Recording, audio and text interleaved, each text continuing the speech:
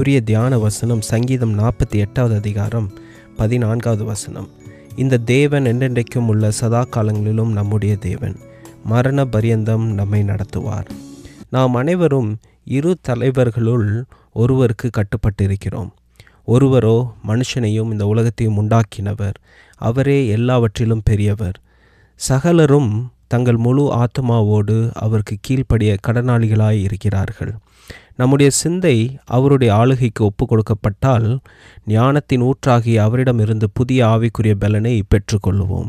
நாம் நித்திய ஜீவனை அடைய தேவன் சித்தமாயிருக்கிறார்.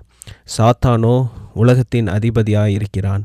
நித்திய சத்தியத்திற்கு விரோதமாய் நிற்பதற்கு உலகத்தின் திரளான ஜனங்களை தன் கொடியின் கீழ் திரட்டுவதே அவனுடைய நோக்கம். தேவனுடைய ஊழியத்திற்காக கொடுக்கப்பட்ட தாளந்துகளும் வல்லமைகளும் தேவ அரசாங்கத்திற்கு விரோதமாக அந்த பொல்லாதவனின் பாதத்தில் வைக்கப்படுகின்றன. நம்மை அழிப்பதே அவனுடைய முழு நோக்கமாயிருக்கிறது. இன்று நீங்கள் தேவனை தெரிந்து கொள்ளுங்கள். ஆமென்.